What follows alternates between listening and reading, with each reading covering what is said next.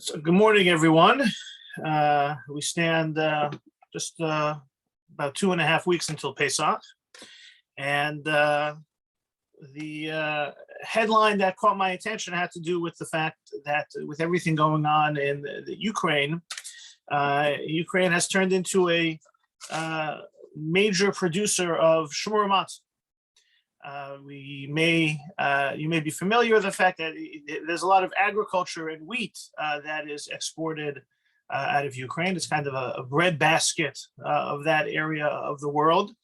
And the repercussions are being felt in various countries throughout the world, especially in Africa, that now face some insecurity as to what will happen in terms of the crop. It's now the sowing season.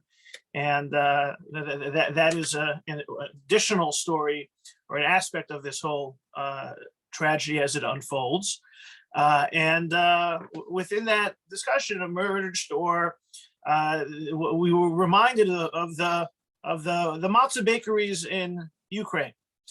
And we know that there's a long Jewish history in Ukraine, and in addition to the whole situation in general, following the situation for the Jewish community, and we've spoken about that. And we're obviously following that with concern and with thoughts and prayers and doing what we can.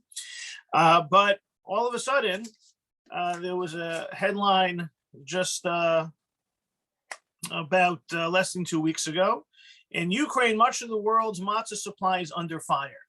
Now, what's interesting is if you would Google Ukraine Shmurah Matzah, you would get a number of headlines that sound like this.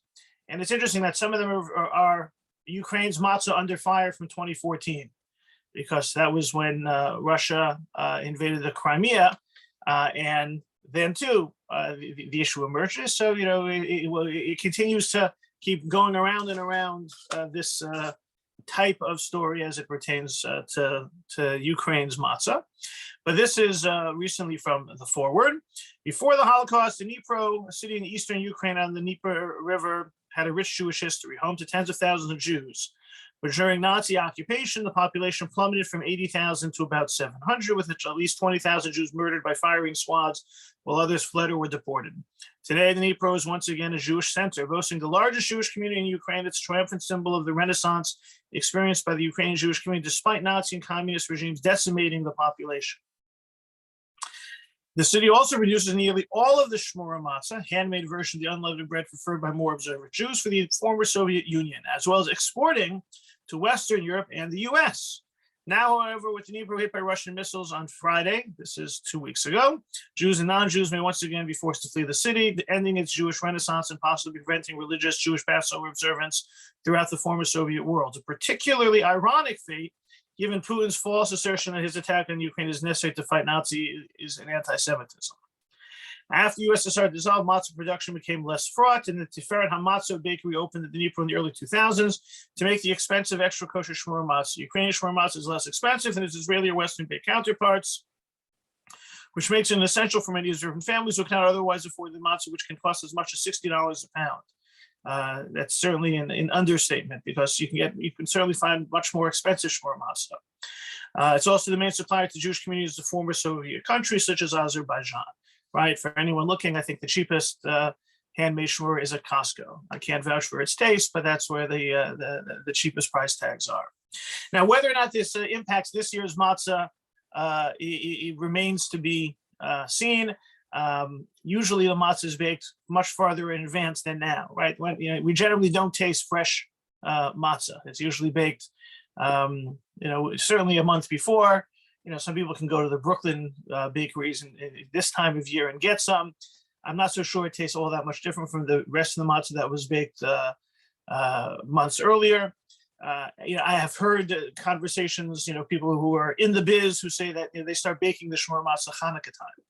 So I'm not sure that it makes a big dent into this year's quantities, but we'll see. There's also been some follow-up conversations as to whether the factory is still operating in these final weeks, and some videos on Facebook emerged. That's off to the side of this story. But Shmurah Matzah in the Ukraine, this idea also, as has been very much a part of the story. And I mentioned, based the experience I had on the trip that I took to Poland and the border there, right? This is a turnaround. This part of the world was where Jews were murdered, and now this part of the world is where Jews are being rescued. And we're also getting an insight into the turnaround of the Jewish community that took place, since World War II and has been transformed. There was actually, Chabad has a very large role in Jewish life in Ukraine. And in this, in particular with Shmurah Matzah, it was one of the initial areas of dispute within the Jewish community when the Chabad rabbi, who was Rabbi Menachem Mendel Schneerson, the Rebbe's father, sought to bring the Hasidic stringencies of matzah baking into the matzah bakeries in the Ukraine. So it's it's a very full subject for conversation, but especially as Pesach approaches, just some of the insights about matzah. Some of the we know what matzah is.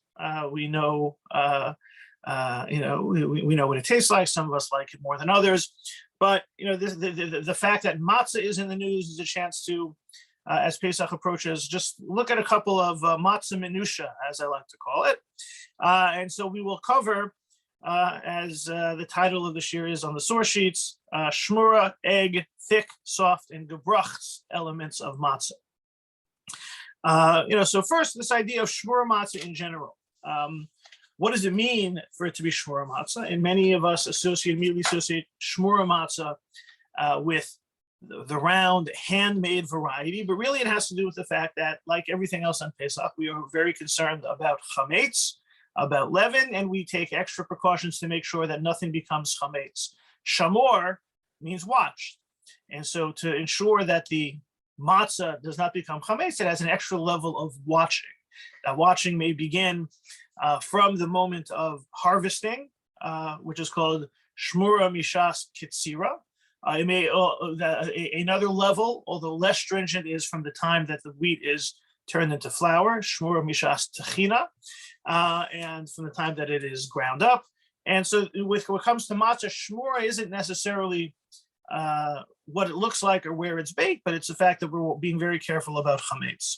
And within how careful we have to be about the matzah that we consume with regards to that level of shmira is discussed by the Talmud, by the codes, by the halachic authorities and decisors, and the Mishnah Berurah, source number 2, Rabbi Sromeir Kohen Kagan of Radin, known as the Chafetz Chaim, talks about the idea of ushmartem es hamatzos. You have to watch the matzos, is what the Torah says.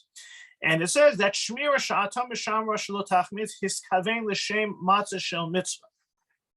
It's not only about ensuring it's being chametz free and watching it that way, but it's also to ensure that it's prepared properly for a mitzvah. And that requires the full attention of, as he goes on to describe, ideally an adult Jew who's able to have the proper focus and attention and intention, kavanah, for the matzahs being prepared properly, is important. He goes on to say that many feel that even if you have a Jewish supervisor in the end of the second line, Yisrael Omeid al Gabehem, you have someone who's watching, right? That's not enough, right? You have to have full active involvement of the entire process, not just a Jewish supervisor, but you also have to have the Jewish engagement physically, actively in preparing this. Some, he says, are third line towards the middle, Mekilin, Ba'omed al Gabehem. Some say it's enough for a Jewish supervisor to do this, but others disagree. And he thinks that, it's nice that it's at the very least you should have a Jewish supervisor, but you should ideally have a Jew involved in all aspects of the mitzvah to make sure that the matzah is not only guarded from chametz, but also watched so that the matzah is prepared in a religiously active fashion. So, this is really what gets to the heart of what is considered Shmurah Matzah, not just that it's chametz free, but also who's watching the matzah and who's baking the matzah. And with regards to the Shmurah Matzah that we're familiar with, that first off, what becomes complicated is, what about a machine? We've spoken about the role machines have. We spoke about artificial intelligence. Machine, for the most part, until you get to the beginnings of the industrial age, it was about making sure the matzahs were washed properly. But once you have machines, well, is a machine able to create that proper washed matzah? And this was something that was a great debate in the early 19th century when the machines were invented. They had mechanized matzah baking. And it was a dispute. You had two sides of the dispute. One, following kind of the ideas that the Mishnah Berurah is writing turn of the 20th century. He's talking about the idea, what does it mean to be watched? In general, he's not talking about machine matzah, but that same principle was being discussed in the middle of the 19th century when the controversy erupted. And you had Rabbi Shlomo Kluger, one of the Galician authorities, editing a collection of letters, Moda'ah LeBeit Yisrael, informing the Jewish nation that had letters sourced from Gaonim and great rabbis of generation to forbid the matzahs that are made by a machine for the Pesach holiday.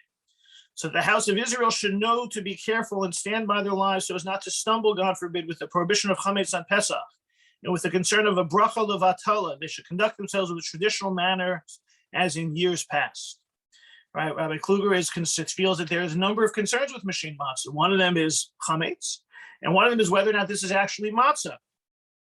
And among the concerns is the one of, who's making the matzah. It's no longer an observant Jew making the matzah. You maybe have an observant Jew turning on the machine, but that's not enough. You're lacking shmirah. There's also the concern that was raised about chametz in terms of the fact that a machine has lots of little pieces, and who's going to ensure that the machine's pieces are cleaned properly in between each of the runs of the matzah. And you could have a chametz situation. And you have also an approach in Avnei Nezer, spells that out in addresses that concern, amplifies it in source 4, that this is just not true. It's new. It's not the way it's done. This isn't how matzah is made. Although I've never seen the machine, since the great ones who preceded us have prohibited and stormed against those who permitted it for whatever reason it may be, they must have had correct cause for doing so. Who would breach the boundary set by earlier authorities who were like angels and not be fear of being burned by the coals, right? If Rabbi Shlomo Kluger had a whole group of authorities who were against it, who are we to permit it, right? The Rabbi Avram Bornstein, some 40 years after the initial opposition. And so there was concern about this being an innovation. There was concern about this not having proper shemirah, not having the proper observation or supervision. And there was a chametz concern as well in terms of in terms of there being too much concern as for the what might be found in the cracks and the crevices and the like. We can imagine that there's another side of the equation, because not everyone is so opposed to things that are done new, and there's always chametz concern. If you're worried about chametz, then just be careful and clean it out and make sure it doesn't exist. And so the other side of that equation is found by Rabbi Shaul Nathanson, contemporary of Rabbi Kluger, and he put out a volume called Bitul Moda'ah. Right, source number 3 was from Kluger's Moda'ah, is informing the Jewish people about not using machine matzah, and Rabbi Nathanson came out with a Bitul Moda'ah. Bitul means to nullify, right? Rabbi Kluger said you can't use it, and Rabbi Nathanson wanted to nullify that and counter that and says you can. And he said, to annul the questioners of the action of the device, also called the machine, through which matzahs for Pesach can be made, who proclaim the proclamation of pamphlets prohibit the machines, also should know that their words are not correct. Right? Nathanson wants to counter that. We should not be concerned as to those concerns, and whatever concerns you have, there's a counter argument. Right? You're worried about shmirah, Jews are supervising the process. You're worried about chametz, then you have to just clean it well and make sure it's not chametz. You're worried about innovation. Well, who says you should be so worried about innovation? Therefore, they wanted to get rid of. They countered it. Now there was next. There was an interesting concern, one of the concerns that that if the machines to make the machine matzah was made in the traditional round shape, there'd have to be pieces of dough cut off to shape it that way, and that dough may be ignored or misplaced and left over and become chametz. So that actually what led to the fact that all the machine matzahs turned into being square. It was an accommodation to that chametz concern. Like you ever wonder, you can find machine these days, machine Shmurah Matzah it's called. Not dealing with the machine situation, but it's dealing with where the wheat is coming from. But those who want to use the machines realize that the machines would make the round shape. There was that issue, I guess, certainly the way the original machines were made, that they'd have to cut off some of the dough to shape it in the round shape. And then that concern was actually somewhat viewed as valid. So they conceded the round shape matzah could lead to problems. So they had machine matzah would be square. I think it'd be pretty cool if someone wanted to bring back round machine matzah. It's not going to be me, but could be somebody. So that is with regards to Shmurah Matzah. And in general, for the most part, machine matzah has become very acceptable as adequate and kosher and fine. When it comes to the Seder, the hand Shmurah Matzah that's not by machine would seem to check off all the boxes of all the possible, both in terms of problems, as well as the concern of having the most appropriate shmirah in the first place, since it's completely, the way they're doing it is it's with completely under the active engagement of the observant Jew.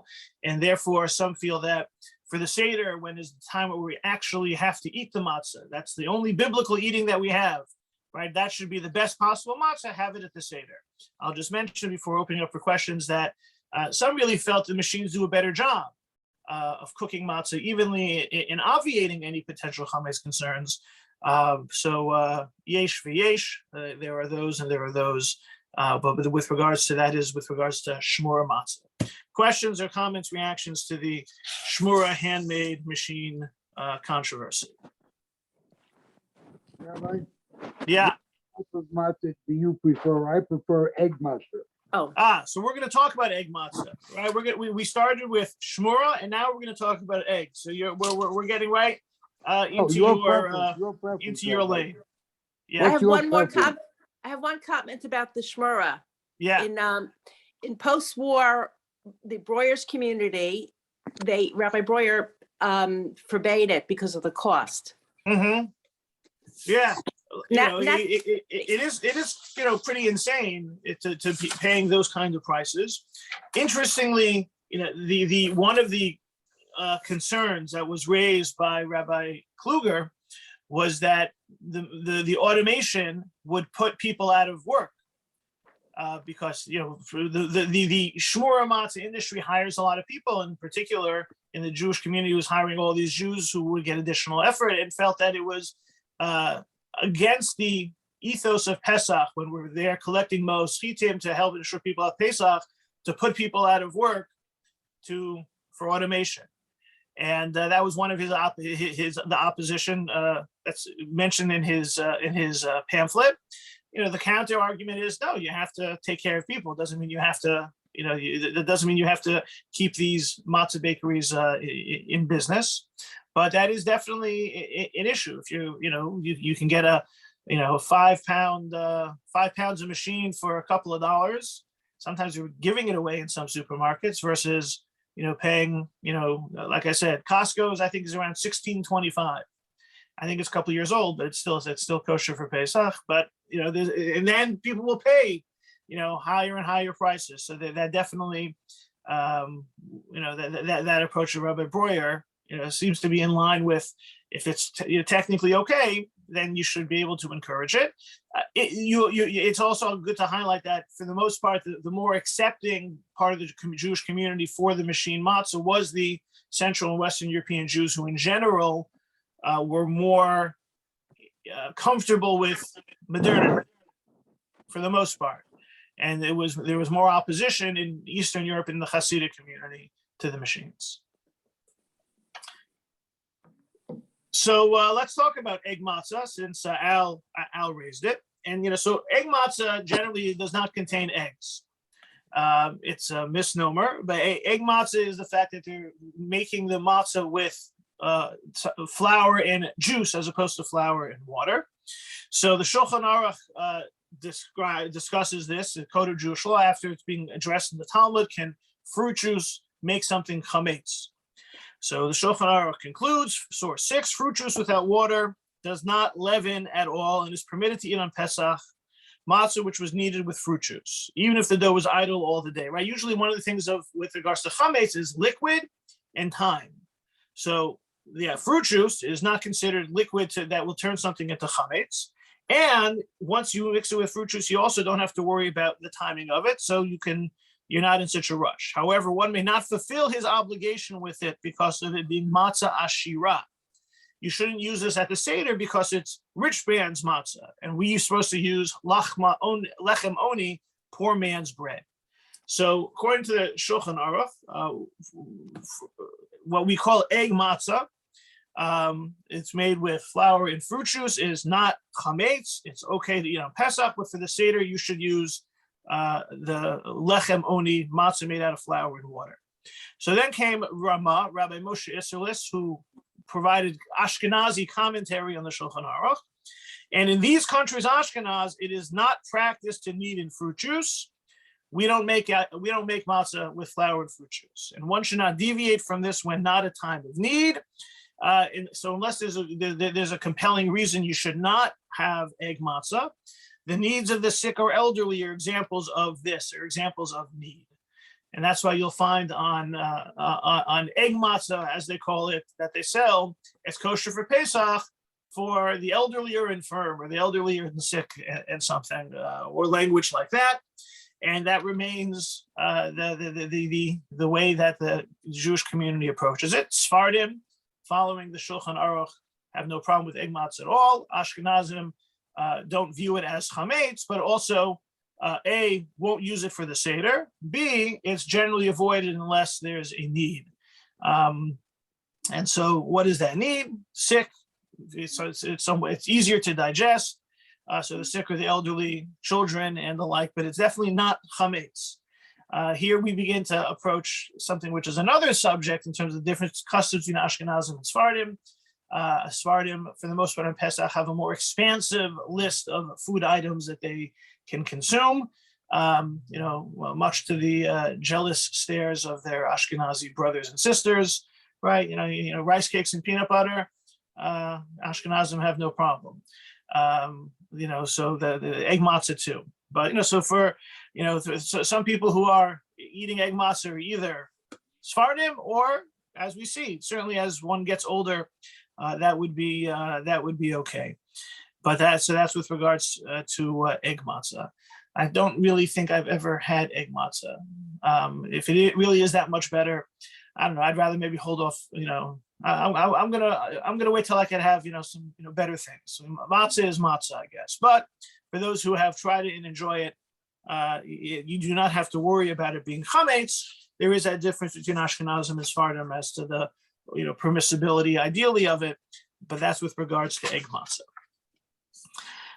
Moving along in our Matzah Minutiae, the idea of how thick can matzah be, right? And this is in general. We know that it's thin, and we know that if we're trying to, usually the reason why it's thin is that you want to mix the flour and the water and make it get done quickly, and you want to bake it through, because if it's not fully baked and there's some dough left that isn't baked, then it could become chametz. So, and in general, we should, as Shulchan Aruch says, source number 7, one should not make on Pesach hand-breadth thick loaves. Shouldn't have thick loaves of bread. Now, a hand-breadth is, no one's having matzah this thick, but if it says one should not, right? The idea is we're making them thinner, so out of care and concern, we don't want it to be chametz. But we're talking 3 to 4 inches. Okay, what about a 2-inch matzah? And this leads to the question of how thick can the matzah be? And remember, if the matzah is thicker, the likelihood the matzah is going to be softer.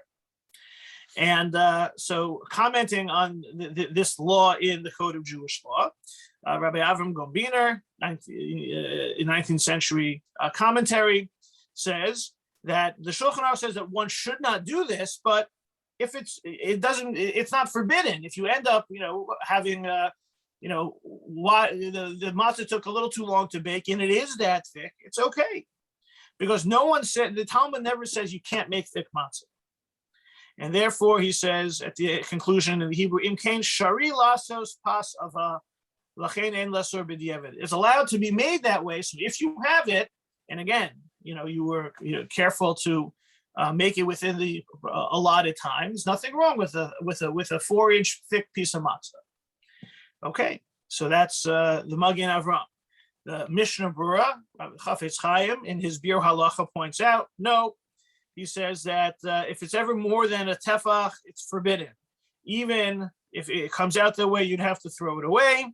And since people are concerned about it even being less than a tefach, therefore, best to keep it as thin, keep it thin. So it's technically allowed. It should be avoided. It's permissible.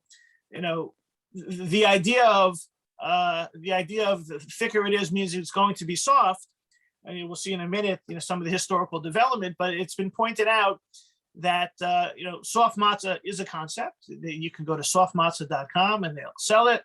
I have been told that lest you think this will taste like a laffa or pita bread, you will be disappointed if that's what you're expecting. Kind of tastes like matzah. It's just softer. One way to make it better, I am told, I've never tried it, is to heat it up before eating it. So it adds a little bit of makes it a little bit more appetizing. But one of the things people point to show that it must have been soft matzah is that we have in the Seder what's called korech, this korech sandwich, which is matzah and maror. And it says that there would be this hillel sandwich and you would take it together and you would eat it. Now, if you ever try eating that matzah and maror sandwich, what happens when you take a bite into it?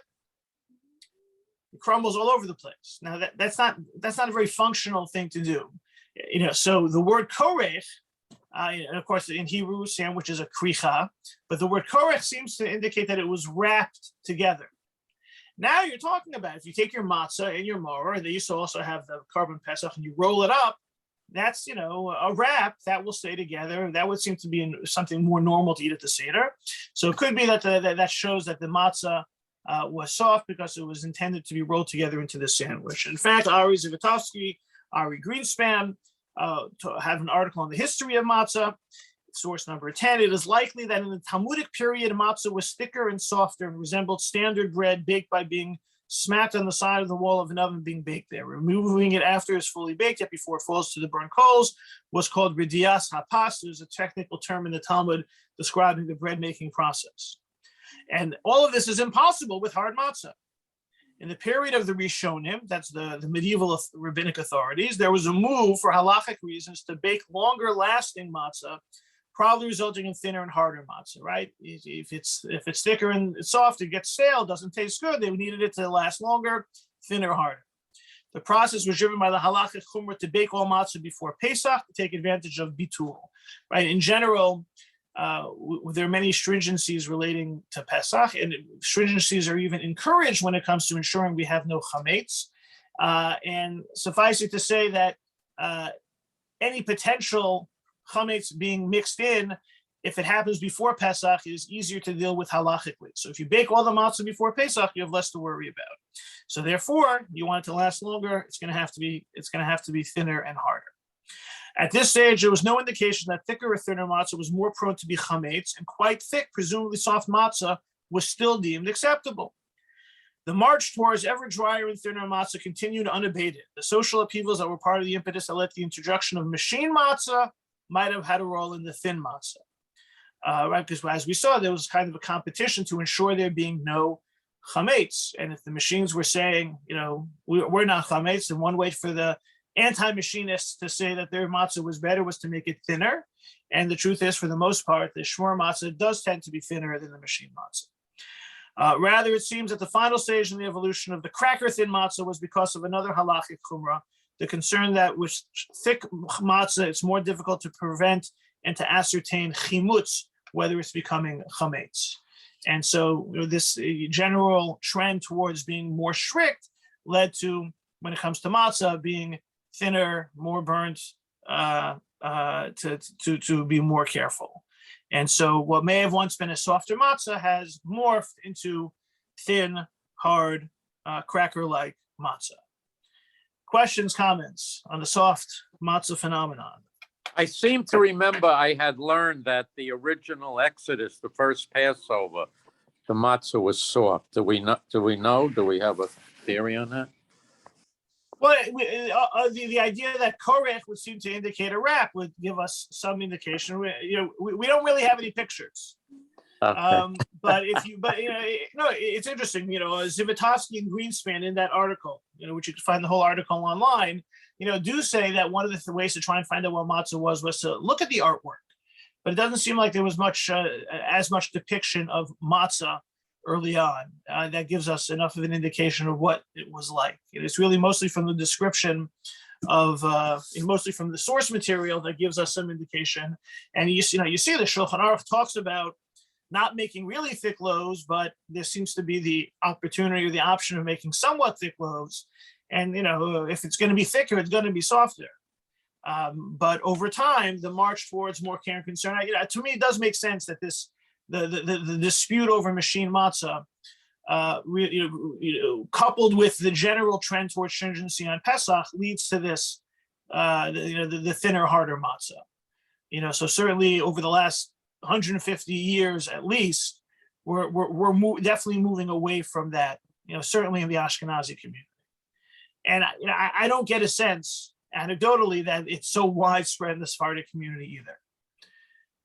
Maybe they got enough good stuff that they don't also need the soft matzah to rub it in our noses. But it just seems that certainly the last 150 years or so demonstrate that the matzahs have been getting thinner and harder for a while. Rabbi? Yeah. I don't think that's true in Israel. You can get that soft matzah. And I think the difference is the yeast, the concept that there is no yeast. So that's the lower rise.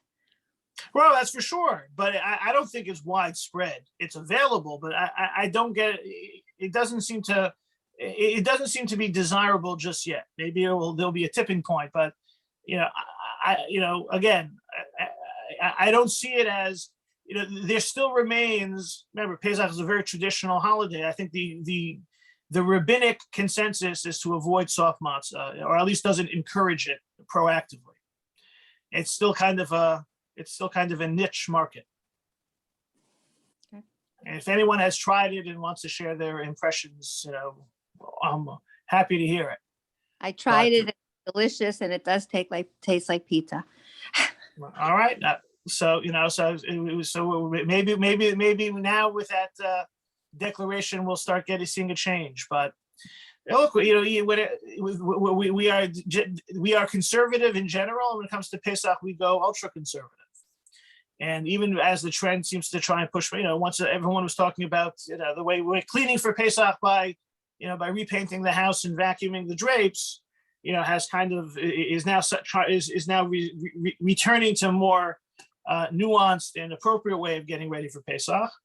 I haven't seen the voices clamoring for soft matzah, but maybe, as you say, if you try it, you'll like it, and that will change things.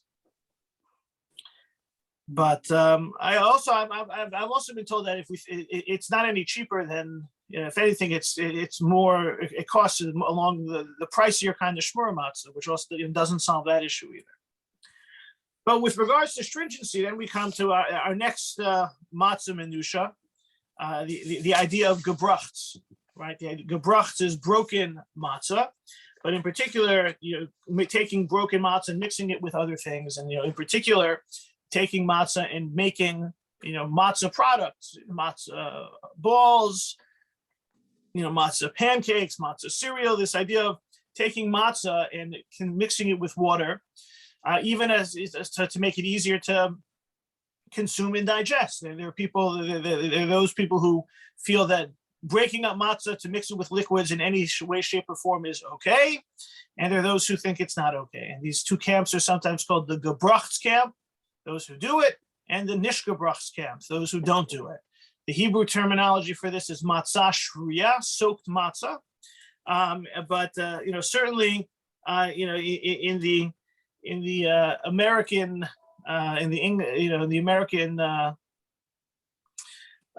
description of it, the lexicon, the language is gebrokts or non-gebrokts, and you'll see this sometimes Hello? with regards to whether a Pesach program has gebrokts or non-gebrokts. Yes. In general, more and more going non-gebrokts because it has to do with more of the stringency of the holiday.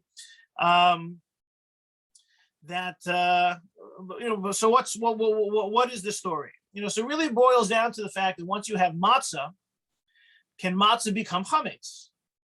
Right? We have to stop for a second, right? Flour isn't chametz. Flour mixed with water and time leads to chametz. Now, if you had kosher for Passover flour, you could use it on Pesach if you felt confident enough that you wouldn't turn that kosher for Passover flour into chametz by baking something, right? You can't just take the flour in the store because that flour has been processed and it has been water has been added already, so that's already chametz. But technically speaking, flour as a concept isn't chametz. It's only after it's mixed with water in time. Matzah is, by definition, the product that emerges from flour and water without time and is kosher for Pesach. So once you have matzah, can you do anything with the matzah to make it not kosher for Pesach? Right? If you grind up matzah and turn it into flour or matzah meal and you mix that with water, what you have is soaky, crummy mush, right? You don't have necessarily chametz. And this is actually, would seem to make sense, right? If it's matzah, it's not chametz. Doesn't matter what you do with it, right? You chew it up and swallow it, it's matzah, right? Whatever you mix with it, it's still matzah mixed with whatever you're mixing it with. And this is why Rabbi Eliyahu of Vilna, the Vilna Gaon, source number 11, said that it is permissible to eat any type of foods or things that are cooked that are made with flour of matzah. And don't be worried about any possibility. Right? What's the concern? Maybe on the matzah, when you bake the matzah, there's still a little piece of flour or a little piece that wasn't cooked properly and remains.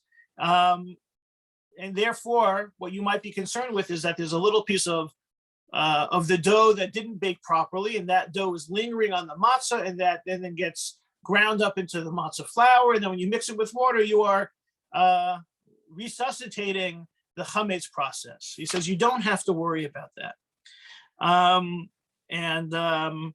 This is not something that you have to be worried about.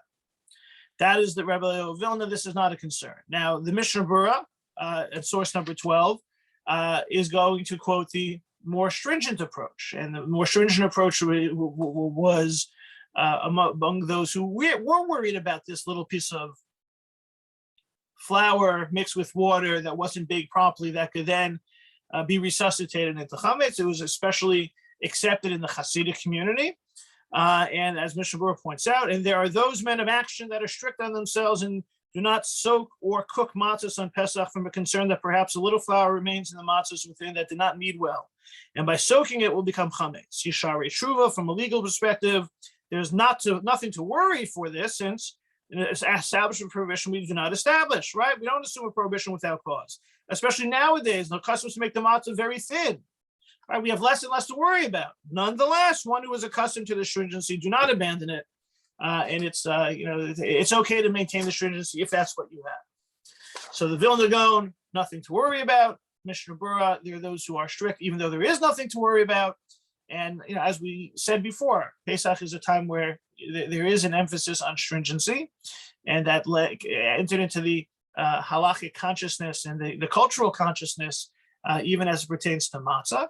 And there are all sorts of different approaches to this. And in terms of there's some people who will remove all liquid from the table when the matzah is eaten at the Seder. So what do you do about your saliva? That's a good question. And maybe they use one of those dental suction things to get it out first. I don't know. Probably you can't do that on Yontif if you have a non-Jew operated. I don't know. You can take this in all sorts of strict directions, and people have done so. But we see that from a purely letter of the law perspective, there's nothing to worry about. But for those who are those who are more into the stringent consciousness of the holiday, which is built into the holiday itself, right? When it comes to chametz, right? Chametz is completely forbidden. I call it a toxic religious substance. So, it's not surprising that additional precautions have been instituted or adopted to avoid it. But that's as it regards to with regards to the gebrokts. So we've seen, that matzah is in the headlines. The Shmurah Matzah is in the headlines with the matzah bakery in the Ukraine. We talked a little bit about Shmurah Matzah and the discussion as to its preference for Shmurah Matzah, maybe for the Seder, and the larger discussion of machine versus handmade Shmurah for the rest of Pesach. The egg matzah, technically allowed, difference between Ashkenazim and Sephardim, allowances made for those in need. Thick matzah, nothing technically wrong. Over time, in order to be more careful, matzah has gotten thinner and thinner and thinner, while soft matzah remains an option. Maybe it'll turn into a growing market. And gebrokts, another aspect, an element of the stringency. Just wanted to close with kind of a little bit more of the spiritual perspective to matzah. Matzah represents many different things, and Rabbi Aaron Goldschneider has a story from Rav Levi Yitzchak of Berdichev of his stringency. Right, source 13. Rav Levi Yitzchak of Berdichev was very stringent in the laws of baking matzah. It once happened that Rav Levi Yitzchak was sick and unable to bake his matzahs. His Hasidim came to see him before they were to go bake his matzahs and said, "Holy Rabbi, please tell us exactly which areas we need to be stringent, extra stringent, and so we'll prepare the matzah to your liking." Rav Levi Yitzchak answered, "Let me tell you where I'm most stringent. The women that work baking the matzah are very poor women, and some of the men who oversee the baking do not always treat them well. They're under great pressure to prepare the matzah hastily, and often the men raise their voices and get angry at these poor women. It is being stringent about that. That is most important to me. Do not be angry with them. Be sensitive to them. Anyone who gets angry with them during the baking of the matzah makes it into chametz." Right? Remember the human element of what Pesach is supposed to be about, including what matzah is supposed to be about. And I think that ties to what Miriam mentioned before with regards to, if matzah is going to be so expensive, maybe that's a reason to, find a different type of a product. And then Rabbi Meir Soloveitchik just wrote an article about the matzah bakery in the Ukraine. And just the story of matzah, but in terms of, tracing matzah through the different epochs in Jewish history, different experiences in Jewish history. What we see in the Ukraine, what seems to, go around, come around, where Judaism was pushed back. Now Judaism has flourished that it's the source of so much matzah throughout the world. Or even during history, the matzah has been at the center of the conversation about engaging in modernity or not. So he writes, the reading of the Haggadah at the Seder begins by holding aloft the purported bread of freedom and announcing in Aramaic, halach ma'anya, this is the bread of affliction. We are remembering the first Passover celebration when unleavened bread was eaten with the Paschal lamb by ancient Israelites in Egypt during the plague of the firstborn. Freedom would not arrive until the morning. Death stalked outside and the Israelites were still enslaved. Nevertheless, Israelites that faithful night were sustained by their bond to God and to one another. Suddenly by morning, they were baking matzah in freedom. The bread of affliction prayer was recited at the opening of the Seder by Jews who for centuries throughout the world celebrated the festival of freedom when they were not free, yearning for another liberation yet to come. Matzah thus embodied the essence of Jewish resolution and hope. Hence the prayer concludes, now we are here, next year the land of Israel. Now we are slaves, next year free individuals. Could there be any greater embodiment of the spirit of this opening prayer than the fact that Jews living in a land where Judaism has been banned for decades would suddenly serve as a source of matzah for the world? Matzah represents the Jewish journey of generations and how the hope for redemption bound Jews to one another. And I think that we see within Matzah Minutiae the engagement of Judaism as a whole with competing philosophies and ideas and the struggle to take Judaism forward, making matzah, definitely the bread of the Jewish journey.